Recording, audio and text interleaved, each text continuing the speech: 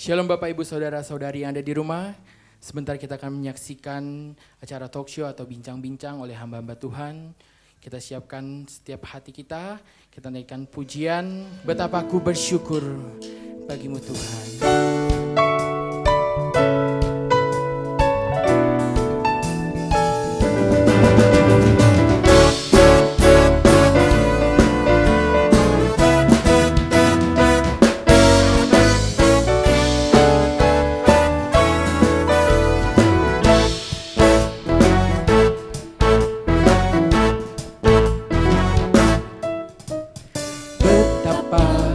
Ku bersyukur atas segala berkat-Mu, semua yang Kau berikan berguna bagiku.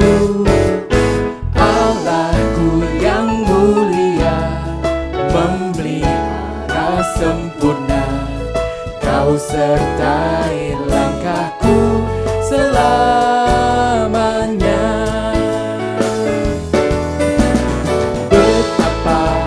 Ku bersyukur atas segala berkat-Mu, semua yang Kau berikan berguna bagiku. Allahku yang mulia, memelihara sempurna, Kau sertai langkahku selamanya.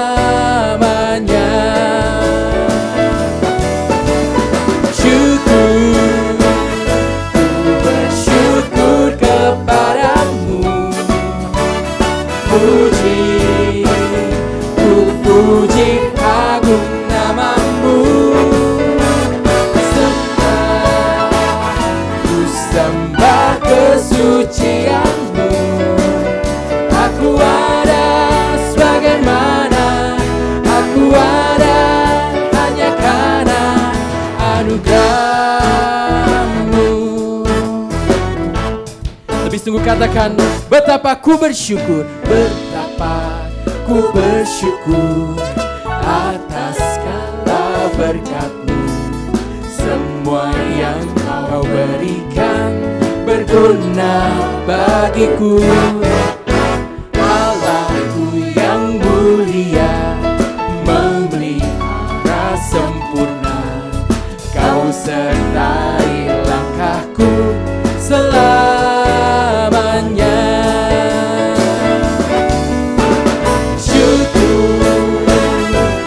Bersyukur kepadamu, puji, ku puji agung nama-Mu.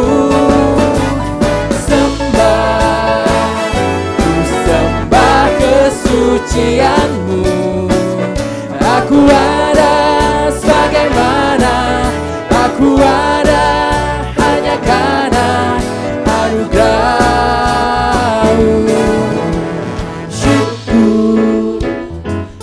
Bersyukur kepadamu, puji, kami puji agung nama-Mu, agung nama-Mu. Kita mau sembah, ku sembah kesucian-Mu. Aku ada sebagaimana aku ada hanya karena anugerah. Sekali katakan syukur, syukur, ku bersyukur kepadamu. Puji, ku puji agung nama. Kita sembah kesucian-Nya.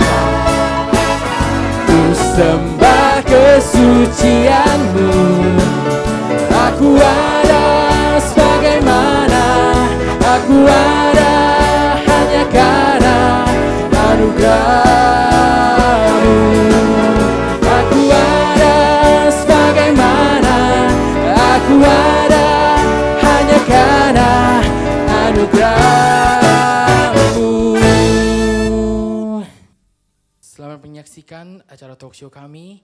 Tuhan Yesus memberkati. Salam jumpa Bapak Ibu Saudara kekasih yang berada di rumah. Kiranya kita dalam keadaan sehat. Terima kasih buat kesediaan Bapak Ibu mengikuti acara bincang-bincang dari GSKI Gajah Mada. Pada kesempatan kali ini kita akan membahas dengan topik hidup dalam kasih karunia. Jadi kalau Bapak Ibu yang melihat wajah saya yang biasanya sebagai narasumber, kali ini saya menjadi host atau motivator. Jadi Bapak Ibu ketahui dengan keadaan ini kita harus multitasking ya. Jadi biasanya saya diwawancarai, sekarang saya mewawancarai. Nah, sebelum saya memperkenalkan narasumber kita pada kali ini, saya akan membacakan profil beliau. Beliau adalah Bapak Pendeta Dr. Robson Samosir. Beliau lahir di Dumai maksud saya, Riau pada bulan November 1990. Dan yang menarik adalah beliau ini menyelesaikan strata 1 dari STT Karisma Bandung.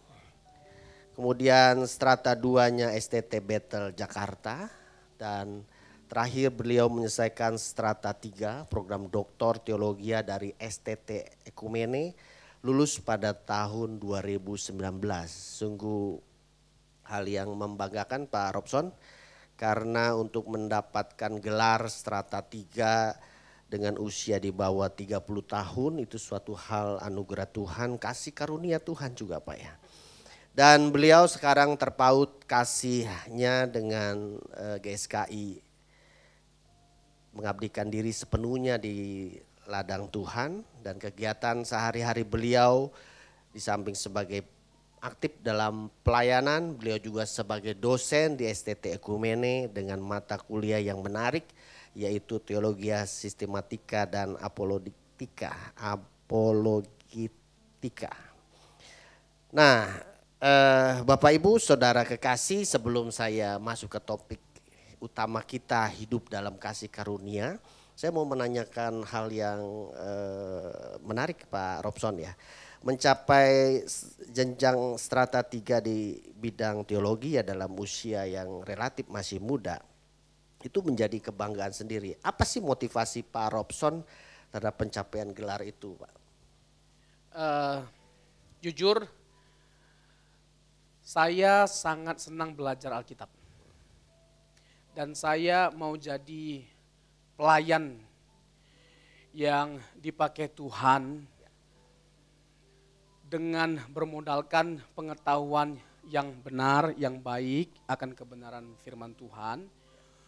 Itu yang mendorong saya untuk saya sekolah teologi, dan bukan hanya sekedar menyelesaikan studi S1, tapi saya sampai kepada puncak dari akademis yaitu S3. Dan jujur saja, sekalipun sudah kita menyelesaikan studi akhir dari akademis S3, tetap saja kita terus belajar. Sampai hari ini kita pun tetap terus belajar. Jadi itu yang memotivasi saya untuk saya giat terus belajar dan menempuh pendidikan secara akademis. Luar biasa Pak ya. Apakah ada rencana untuk mengambil profesor di teologi ya Pak? Karena mempertimbangkan profesor teologi di Indonesia sangat sedikit sekali Pak. Ya itu ya betul. Berangkat dari ya mungkin itu harus kita jadikan sebuah dalam tanda petik ya keresahan yang kudus ya. Kalau kita mau pakai istilahnya ya, keresahan yang kudus. Karena memang nggak bisa dipungkiri, nggak sampai 10 profesor untuk teologi ya di Indonesia. Sementara seperti yang kita ketahui Pak Santo, bahwa di Indonesia ini STT banyak sekali. Ratusan bahkan ribuan STT di Indonesia. Sementara profesornya kalau nggak salah hanya 5 atau 6. Bayangkan, aduh jauh sekali perbedaannya. Nah, ini juga salah satunya ya yang mendorong saya untuk, tentunya dari sisi pendidikan ada konsekuensinya. Kalau sebuah STT kalau tidak punya profesor, bagaimana aturan mainnya itu ada. Setiap STT harus punya profesor. Nah, yang nggak bisa dipungkiri itu juga yang menggerakkan saya untuk betul ngejar profesor juga. Baik Pak. Nah dari biodata tadi Bapak katakan sebagai dosen mata kuliah sistematika dan apologetika. Bisa Bapak jelaskan mata kuliah ini supaya pemirsa yang di rumah bisa menarik Pak untuk mata kuliah ini Pak? Ya, secara garis besar kan cabang ilmu teologi itu kan ada 4. Nah, ada biblika, sistematika, praktika, historika. Nah, saya kan ngajar sistematika. Sederhananya begini secara teknis, sistematika yang dipelajari di dalamnya itu terkait dengan doktrin-doktrin seperti pneumatologi, hamartologi, eskatologi, kristologi, eklesiologi, denomenologi, angelologi, dan masih banyak lagi terkait dengan doktrin-doktrin dalam kekristenan. Itu yang dipelajari dalam teologi sistematika. Nah, kalau di apologetika, apologetika itu kan kalau kita berangkat dari surat Petrus, 1 Petrus ayat yang ketiga, 1 Petrus 3 ayat yang ke-15, pertanggungjawaban iman, apologia, apologiomai. Bagaimana kita berjuang untuk mempertahankan atau mempertanggungjawabkan iman Kristiani ketika iman kita ini diserang atau ketika seseorang menuntut pertanggungjawaban dari kita. Nah, esensinya kurang lebih begitu Pak, apologetika. Oke, Pak. Nah berkaitan dengan suasana sekarang Pak dengan pandemi COVID-19 yang sampai hari ini kita rasakan di dunia bahkan juga di Indonesia. Apa tip Bapak sebagai pelayan Tuhan dalam mengisi waktu hidup saat ini berkaitan dengan berkurangnya pelayanan atau beraktivitas di luar rumah Pak? Kalau kita bicara tentang sisi negatifnya banyak sekali Pak ya. Kalau kita bicara tentang dampak dalam kehidupan kita secara ekonomi, secara sosial itu kerasa sekali. Ya kan? Secara khusus dalam hal ekonomi finansial. Secara umum atau secara global ya. Bukan hanya konteks Indonesia, seluruh dunia mengalami dampak COVID-19 ini. Nah, kita tapi ngomong di Indonesia. Terasa sekali terkait dengan finansial atau penghasilan atau ekonomi.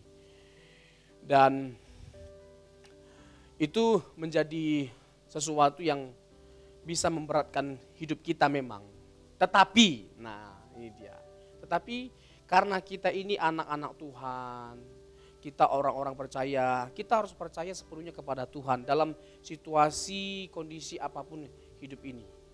Dalam keadaan baik ataupun dalam keadaan buruk, kita harus belajar bergantung sepenuhnya kepada Tuhan, belajar berserah kepada Tuhan, dan belajar percaya kepada Tuhan. Kita harus mempercayakan hidup kita sepenuhnya kepada Tuhan. Tidak mungkin Tuhan tidak memelihara hidup kita. Nah, sisi positif yang mau kita ambil adalah bagaimana kita boleh memberi lebih banyak lagi ruang atau waktu kita untuk kita boleh mencari Tuhan, untuk kita menggali kebenaran, untuk kita mendengarkan sebanyak mungkin khotbah yang menginspirasi kita, yang memberkati kita, yang menambah wawasan kita, dan lain sebagainya macamnya. Kalau selama ini kita punya alasan gak ada waktu untuk ke gereja karena kesibukan, karena kerjaan. Kalau sekarang tidak ada alasan kita untuk tidak sungguh-sungguh mencari Tuhan. Karena apa? Karena rata-rata ya kan masih, sampai sekarang juga masih work from home ya. Ya, gitu. Jadi dengan kata lain dalam keadaan work from home ini efektif sekali belajar kebenaran termasuk sekolah teologi ya Pak gitu. Termasuk belajar kebenaran dari YouTube Gajah Mada, GSKI Gajah Mada. Mantap, luar biasa Pak ya. Jadi Bapak Ibu pemirsa yang ada di rumah yang tetap mendengar atau melihat acara ini sungguh memberkati kita dalam kesempatan yang baik ini. Kita belajar menggali kebenaran firman Tuhan dengan berbagai cara. Baik, Bapak Robson, nah berkaitan dengan keadaan yang tidak nyaman ini, suka atau tidak kita menyadari bahwa kita telah hidup berada di akhir zaman. Dalam hal ini menuju zaman baru. Lebih konkretnya apa konsekuensi hidup di akhir zaman atau hidup dalam kasih karunia menurut Pak Robson ya? memang kita tidak bisa memungkiri bahwa dunia ini sedang mengarah kepada akhirnya, ujungnya. Tetapi sebagai anak Tuhan atau orang percaya, itu bukanlah sesuatu yang dikhawatirkan, ditakutkan, atau mencemaskan kita. Karena apa? Karena kita tahu bahwa akhir dari semuanya itu adalah kita akan memasuki sebuah zaman baru. Matius 24 ayat yang ke-8 kalau saya tidak salah. Dan tidak mungkin zaman baru itu bisa ada, bisa datang. Atau Tuhan memulai sebuah zaman baru kalau Tuhan tidak mengakhiri zaman hari ini. Dan itu merupakan bagian dari kasih karunia Tuhan. Tersedianya zaman baru atau bisa kita memasuki zaman baru itu, Tuhan perkenankan kita untuk masuk ke zaman baru itu bagian dari kasih karunia Tuhan. Nah, kalau kita mau kaitkan apa implikasinya, kasih karunia itu terkait dengan eskatologi atau akhir zaman atau keadaan akhir zaman atau keadaan yang buruk yang sedang terjadi hari-hari ini. Ya sangat terkait erat juga, sangat relevan sekali bahwa semua aspek dalam kehidupan kita itu ada kasih karunia Tuhan di dalamnya. Termasuk kondisi buruk yang sedang terjadi dalam kehidupan kita itu ada kasih karunia Tuhan di dalamnya. Jadi dengan kata lain keadaan yang tidak nyaman ini sebenarnya kasih karunia Tuhan ya. Contoh lah ya, Ya. Paulus ketika dia mengalami sakit, dia berdoa supaya Tuhan sembuhkan dia, supaya Tuhan dengar doanya dalam keadaan sakit. Tapi jawaban Tuhan apa? Sudah 3 kali aku berseru kepada Tuhan, kata Paulus. Tapi Tuhan justru jawab, justru cukuplah kasih karuniaku bagimu, justru dalam kelemahanmu kuasaku menjadi sempurna. Baik, jadi tidak ada alasan khususnya bagi kita orang Kristen untuk mengeluh terhadap ketidaknyamanan keadaan ini ya Pak Robson ya. Karena dalam keadaan itu pun ada kasih karunia Tuhan. Makanya dikatakan Tuhan, cukup kasih karuniaku. Jadi ketika kita sakit, ketika kita bahagia, ketika kita sukacita, ketika kita berduka cita, di sana ada kasih karunia Tuhan. Nah, banyak pengajaran gereja yang membahas mengenai pengertian kasih karunia Tuhan, yaitu suatu pemberian yang sangat bernilai dan dibutuhkan, pemberian yang tidak memandang kelayakan bagi si pemberi dan penerima, pemberian tanpa harus membayar atau memenuhi syarat tertentu seperti tulis dalam Yohanes 3 ayat 16. Nah, menurut Pak Robson sendiri ya, pengertian kasih karunia ini menurut Alkitab bagaimana Pak Robson ya? Saya sangat setuju dengan paparan yang baru saja Pak Santu jelaskan. Bahwa memang sejatinya kasih karunia itu adalah sesuatu yang tidak layak untuk kita terima. Tetapi kita dilayakkan untuk menerimanya, itulah kasih karunia. Jadi pemberian dari sosok atau pribadi yang lebih tinggi daripada kita. Sesuatu yang kita tidak miliki, sesuatu yang bahkan tidak bisa kita miliki. Lalu oleh karena kasih seseorang, oleh karena cinta seseorang, dia berkenan untuk memberikan sesuatu yang tidak kita miliki atau sesuatu yang tidak bisa kita perjuangkan atau sesuatu yang tidak bisa kita miliki, lalu dianugerahkan kepada kita. Jadi saya sangat setuju sekali bahwa kasih karunia harus dipahami atau dipandang dalam pengertian itu. Namun yang menjadi persoalannya adalah kita gagal memahami atau menghidupi atau mengaplikasikan kasih karunia Tuhan itu dalam kehidupan kita. Karena apa? Karena kita gagal. Kan ketika kita persoalkan kenapa kita bilang gagal? Karena kita gagal memahami bahwa ternyata di dalam kasih karunia, hukum kasih karunia juga ada tanggung jawab yang harus kita penuhi. Ada tuntutan. Ada tuntutan tapi juga ada tuntunan sebenarnya. Nah, nanti kita akan persoalkan lebih lanjut di situ. Kurang lebih seperti itu pengertian yang apakah pengertian kasih karunia itu sama juga keberuntungan hidup, Pak? Kasih karunia keberuntungan hidup seharusnya dibedakan. Seharusnya dibedakan. Tapi kalau kita menerima kasih karunia Tuhan ya kita beruntung. Oke. Tapi kalau bicara tentang keberuntungan dalam pengertian you are lucky seperti yang dipahami oleh orang-orang pada umumnya lagi kerjain sesuatu, beruntung sekali kamu dapat proyek itu ya, gini-gini apa segala macam. Ya ada kasih karunia Tuhan juga dalamnya. Tapi yang kita bicarakan ini lebih dari sekedar itu. Yaitu keselamatan kekal, keselamatan abadi. Di mana sama sekali kita tidak bisa memperjuangkan hal ini. Hanya Tuhan yang bisa melakukannya dan menyediakannya bagi setiap kita. Makanya dikatakan atau ditegaskan, kita tidak bisa mengupayakannya atau memperjuangkannya. Itulah yang dimaksud dengan hanya Tuhan yang bisa menyediakannya. Begitu. Baik Pak, baik, pemaparan yang sungguh luar biasa ya, Bapak Ibu Saudara kekasih yang ada di rumah. Selanjutnya Pak Robson ya. Ya. Seperti apa sih seharusnya kita memahami hidup di akhir zaman atau hidup di bawah kasih karunia ini secara konkret praktis dalam kehidupan kita sehari-hari, khususnya bagi orang-orang yang sudah menjadi Kristen gitu. Ya, kita tidak bisa tidak ya, harus terlebih dahulu memahami rule, aturan main hidup dalam kasih karunia itu seperti apa. Itu yang paling penting menurut saya. Kita tidak terlalu memperdulikan masalah kapan akhir zaman itu tiba. Mau kapanpun Tuhan datang, ya akhir zaman itu kan identik dengan kedatangan Tuhan yang kali kedua.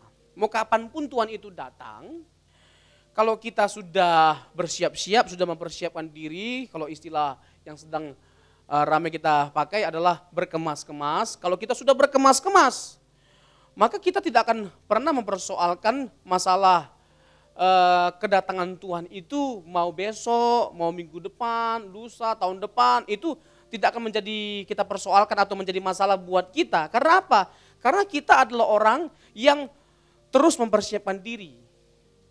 Kita adalah orang yang selalu hidup dalam kasih karunia Tuhan. Kasih karunia yang menjadi kekuatan bagi kita untuk bisa mengalami perubahan, pembaharuan hidup. Di mana kita bisa mengenakan suatu kehidupan yang baru atau gaya hidup yang baru sebagai pribadi yang telah ditebus oleh Tuhan, dibaharui oleh Tuhan. Karena kita sudah dibaharui lewat kasih karunia, maka lewat kasih karunia itu juga kita akan berjuang untuk memiliki satu tatanan yang baru dalam hidup kita, di mana kita mengenakan gaya hidup Tuhan Yesus. Nah itu juga bagian dari kasih karunia. Kalau kita berkesempatan percaya kepada Tuhan Yesus, itu adalah kasih karunia. Tetapi kasih karunia yang selanjutnya, yang tidak kalah dengan yang pertama adalah di mana kita diberi kesempatan untuk memperjuangkan kehidupan yang dimiliki oleh Tuhan Yesus. Itu juga kasih karunia. Itu sebuah pemberian atau sebuah kesempatan yang luar biasa, yang tidak bisa, sesuatu yang tidak bisa kita bayar dengan apapun. Jadi betapa beruntungnya kita, betapa bersyukurnya kita ketika kita bisa berjuang untuk mengenakan kehidupan yang dikenakan atau yang diperagakan oleh Tuhan Yesus. Dan ini memang standar dari orang-orang yang telah menerima kasih karunia, yaitu orang-orang yang telah percaya kepada Tuhan Yesus. Contoh Pak Santo ya, 1 Yohanes 2 ayat 6. Barang siapa yang mengaku mengenal Dia, ia wajib hidup sama seperti Kristus hidup. Ia wajib hidup sama seperti Kristus hidup. Bisa hidup seperti Kristus hidup adalah sebuah keberuntungan yang luar biasa, adalah sebuah kasih karunia yang luar biasa. Tetapi tidak otomatis kita langsung memiliki kehidupan seperti yang dimiliki oleh Tuhan Yesus. Itu sebuah perjuangan. Perjuangan yang luar biasa, sebuah perjuangan yang hebat untuk sampai kita memiliki gaya hidup Tuhan Yesus atau kehidupan Tuhan Yesus. Itu luar biasa sekali perjuangan kita. Tapi dalam perjuangan kita yang begitu berat itu, ada kasih karunia Tuhan yang menolong kita. Dengan kata lain Pak Robson, untuk bergaya hidup baru atau gaya hidup seperti Tuhan Yesus, apakah itu bisa dikatakan sebagai kehidupan new normal Pak? Sebenarnya gini, new normal tuh bagi orang-orang yang selama ini tidak menjadikan itu sebagai hukumnya. Sebenarnya hukum kasih karunia itulah tuntutannya. Ada tanggung jawab yang harus kita penuhi, itulah tanggung jawab yang harus kita penuhi. Di mana kita mengenakan gaya hidup Tuhan Yesus.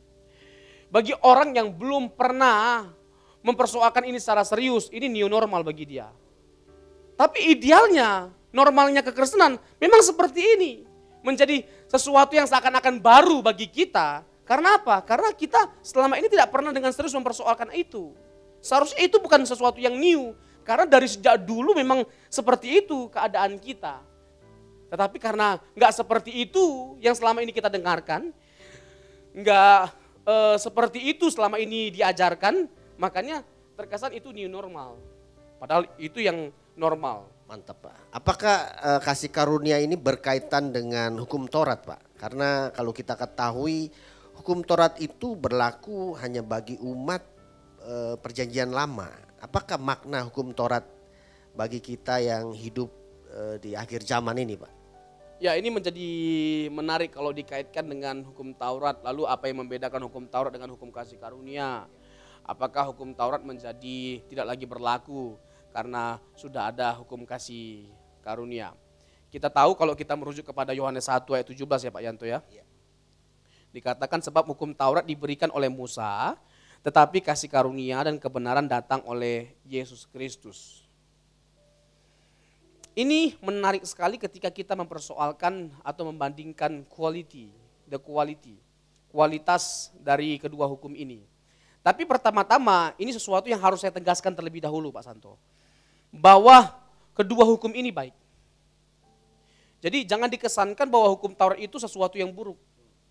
Karena hukum Taurat itu berasal dari Tuhan, sumbernya Tuhan. Tuhan itu baik, tidak ada sesuatu yang tidak baik berasal daripada Tuhan. Semua yang baik yang sedang didengar itu datang dari Tuhan kata Alkitab. Jadi tidak ada sesuatu yang tidak baik yang datang dari Tuhan, yang lahir dari Tuhan. Termasuk hukum Taurat, itu sesuatu yang baik. Dan tujuan hukum Taurat itu diberikan kepada setiap kita, itu juga baik. Supaya pertama kita menyadari bahwa kita ini bersalah, kita berdosa. Dengan adanya hukum Taurat, kita tahu bahwa kita telah bersalah. Sama seperti doktrin kita Corpus Delicti. Kita tahu bahwa telah terjadi sebuah kesalahan karena adanya bukti.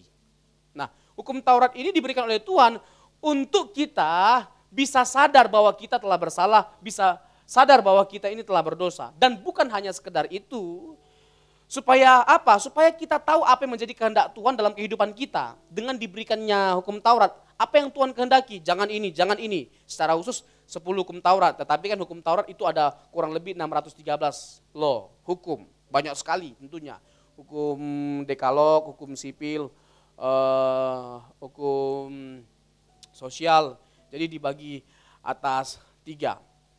Nah, hukum Taurat itu diberikan supaya manusia tahu apa yang menjadi kehendak Tuhan dalam kehidupan mereka, secara khusus di sini bangsa Israel, dan supaya manusia itu memiliki moral yang baik.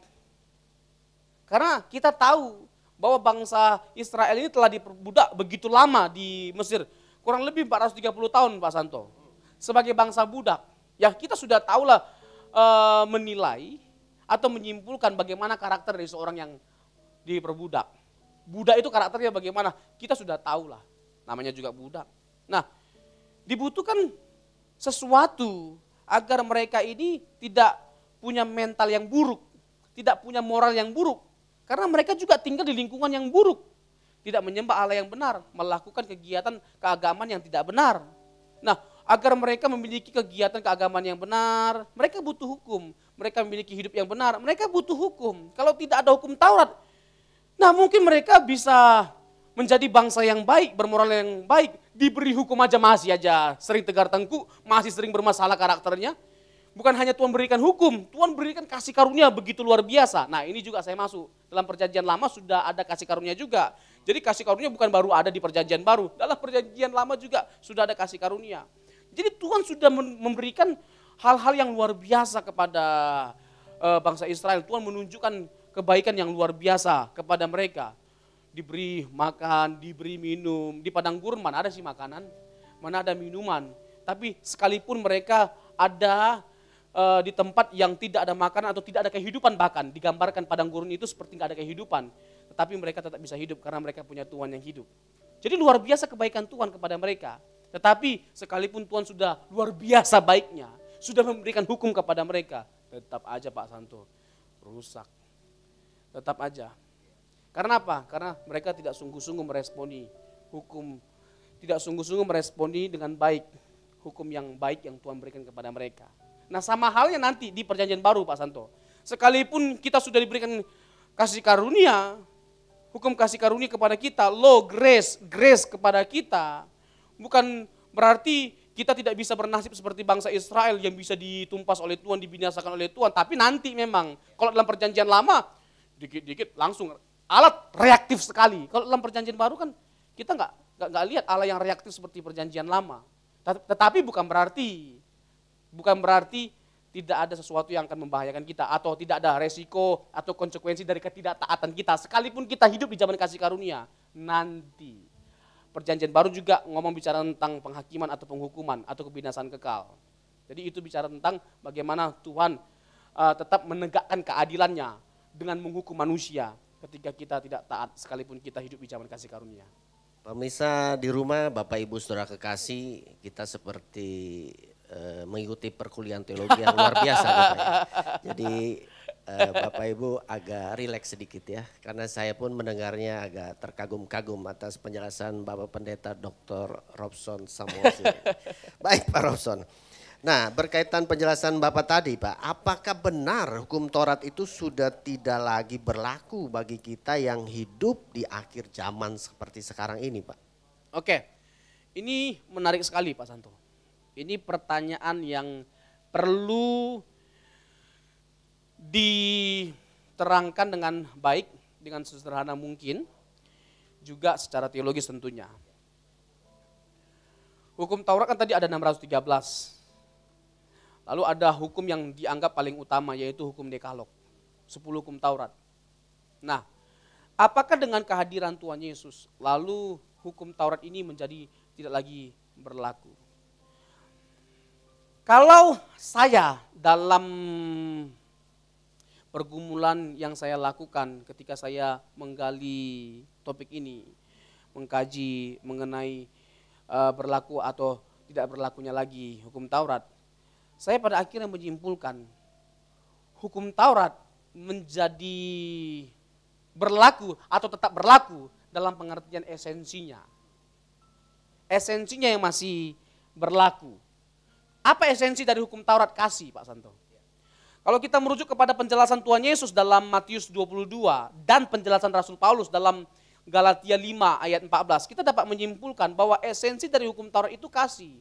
Jadi ketika dikatakan bahwa hukum Taurat masih berlaku, itu dalam pengertian esensinya kasih. Atau kalau dikatakan tidak lagi berlaku, dalam pengertian apa? Dalam pengertian hal-hal yang bersifat dalam tanda petik lahiriah, seperti sunat, mempersembahkan korban, itu tidak lagi berlaku. Jadi kita tidak bisa memungkiri atau menyangkali kebenaran bahwa hukum Taurat itu tidak berlaku dalam hal-hal yang begini, sudah tidak lagi berlaku.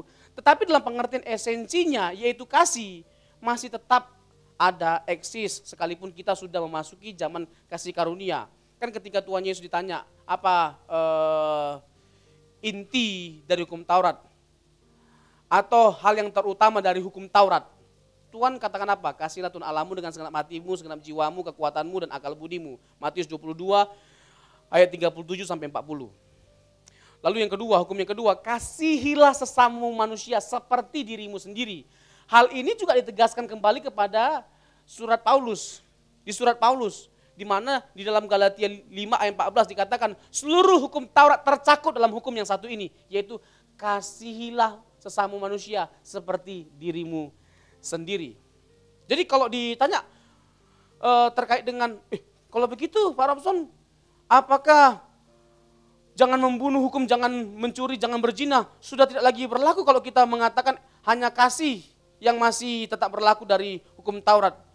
Loh, jangan membunuh, jangan berzina, jangan mencuri juga itu ada dalam bagian kasih tadi. Kalau kita mengasihi Tuhan, kalau kita mengatakan bahwa kita mengasihi Tuhan, maka kita harus tunduk dan taat kepada Tuhan dengan kita tidak membunuh, tidak berzina, tidak mencuri. Itu konsekuensi kalau kita mengatakan bahwa kita mengasihi Tuhan, kita tidak akan melakukan semua larangan-larangan Tuhan itu. Jadi tidak lagi berlaku dalam pengertian itu Pak Santo. Oke. Kalau begitu Pak Robson, apakah kasih karunia membuat kita jadi anti terhadap hukum dan bebas untuk melakukan apa saja sesuai keinginan kita, Pak. Apalagi dengan serela, maksud saya godaan-godaan dunia ini yang mempengaruhi pola pikir anak Tuhan di akhir zaman ini, Pak. Oke, sebelum saya ke situ Pak Santo ada sesuatu yang luput dari penjelasan saya. Kalau kita merujuk kepada Roma pasal yang ke-13, kita dapat mengetahui, nanti tolong saya diingatkan kembali dengan pertanyaan ini ya, ada hal yang perlu saya tambahkan. Dan ini penting sekali. Kalau kita merujuk kepada Roma 13, Paulus berbicara bahwa kasih adalah kegenapan dari hukum Taurat. Jadi kehadiran Tuhan Yesus itu adalah bagaimana dia menggenapi hukum Taurat.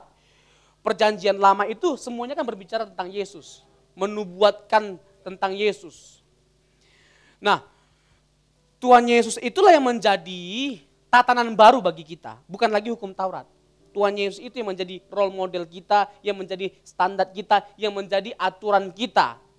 Kalau istilahnya Bapak Gembala kita, Bapak Pendeta Dr. Erastus Sabdono, bukan lagi Torah is my law, but Lord is my law.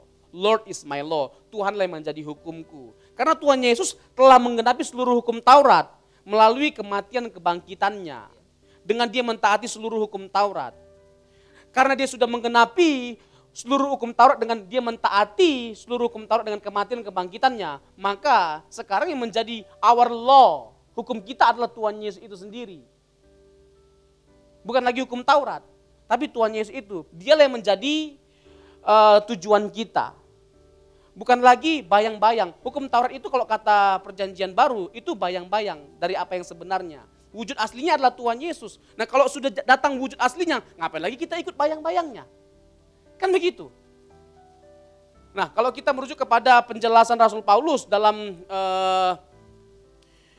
Galatia, di Galatia dikatakan, Galatia 3 ayat 24 lebih tepatnya. Dikatakan bahwa hukum Taurat itu adalah pengantar kepada yang sesungguhnya, kepada yang akan datang. Yaitu apa? Tuhan Yesus.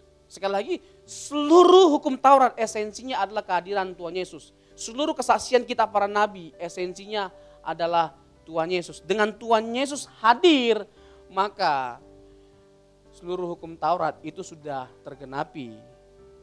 Dan sekarang bagaimana kita mengikuti pribadi yang telah menggenapi seluruh hukum Taurat itu. Itulah our law, itulah hukum kita. Bukan lantas kita jadi tidak ada hukum. Nah ini yang sering salah dipahami.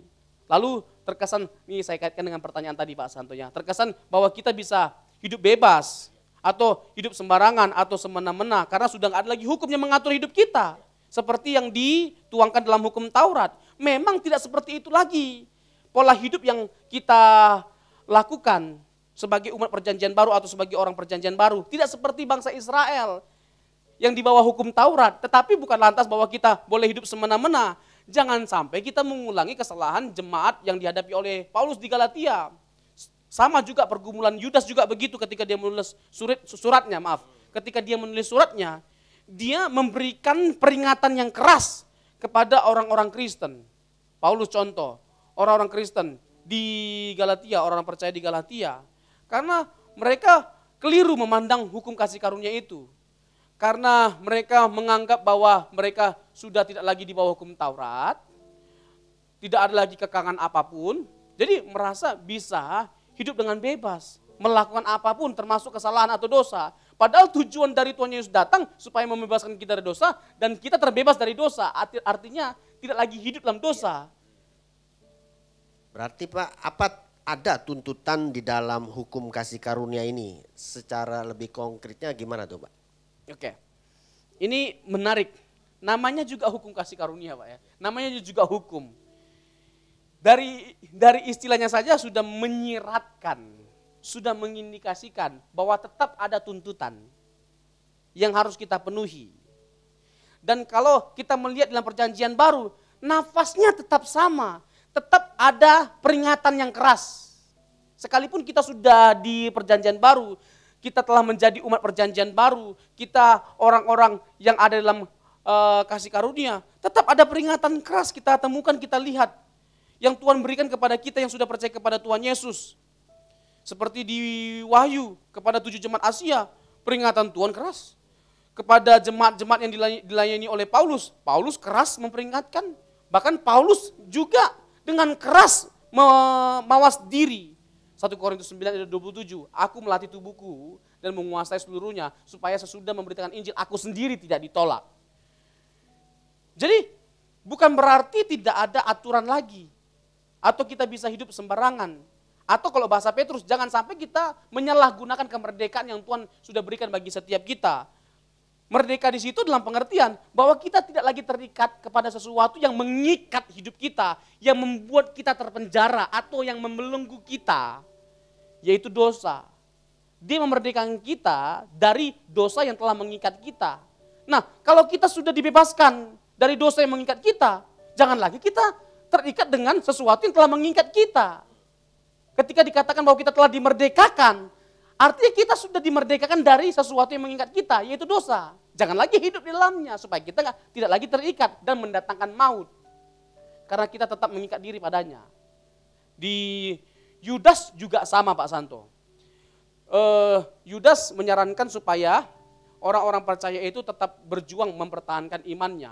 Karena mereka itu berhadapan dengan guru-guru palsu yang telah mengajarkan kasih karunia yang palsu, kasih karunia yang salah. Di mana akhirnya orang-orang Kristen memandang keliru panggilan mereka sebagai orang percaya dan dengan demikian telah menyalahgunakan kasih karunia yang Tuhan berikan kepada mereka. Persis seperti yang dihadapi oleh Rasul Paulus. Menarik penjelasan dari Bapak Pendeta Robson Samosir. Bapak Ibu pemirsa yang ada di rumah, kalau Bapak Ibu bingung atau kurang paham penjelasan dari Bapak Pendeta Robson ini, bisa diulangi lagi. Jadi setelah acara ini selesai, Bapak Ibu bisa ulang lagi. Kalau sekali kurang jelas, ulang lagi sampai benar-benar jelas, paham bagaimana kita hidup dalam kasih karunia. Nah, terakhir Pak Robson, karena waktu kita sudah berada di penghujung, apa kata-kata atau pesan terakhir Pak Robson bagi pemirsa yang ada di rumah yang menyaksikan acara bincang-bincang ini, konkretnya hidup dalam kasih karunia? Silakan Pak. Oke. Jadi kita harus memahami bahwa kedua hukum itu memberi tahu banyak kepada kita tentang Allah. Who God is, atau siapa Allah yang benar itu. Kedua hukum itu memberikan kita pengetahuan akan hal itu. Tetapi hanya perjanjian kedua yang memberitahu kita bagaimana kita harus hidup sebagai orang percaya, sebagai orang Kristen. Kecuali prinsip PL muncul kembali di PB, kita tidak wajib untuk mengikutinya. Ada case-case tertentu memang. Tetapi karena keterbatasan waktu kita nggak bisa mengelaborasinya, menjelaskannya lebih lanjut atau lebih jauh. Jadi di dalam PB atau di bawah hukum kasih karunia kita belajar bahwa Tuhan sekalipun telah memerdekakan kita melalui anaknya yang tunggal dan kita telah hidup di bawah kasih karunia, bukan berarti kita hidup tanpa aturan dan boleh hidup sembarangan. Ini salah. Tuntutan tidak pernah hilang. Tuhan tetap menuntut kita, tetapi bukan kita lakukan dengan berat. Karena apa? Karena ada kasih karunia Tuhan juga di dalamnya ketika kita memperjuangkannya. Jadi Torah is not my law. Bukan lagi Torah atau Taurat yang menjadi hukum kita. But the Lord is my law. Karena dia telah memberikan hidupnya kepada kita, maka kita harus memberikan hidup kita kepada dia dan menjadikan dia sebagai tujuan hidup kita. Jangan seperti zaman Galatia seperti yang saya jelaskan tadi, yang telah memahami esensi hidup di zaman kasih karunia secara keliru.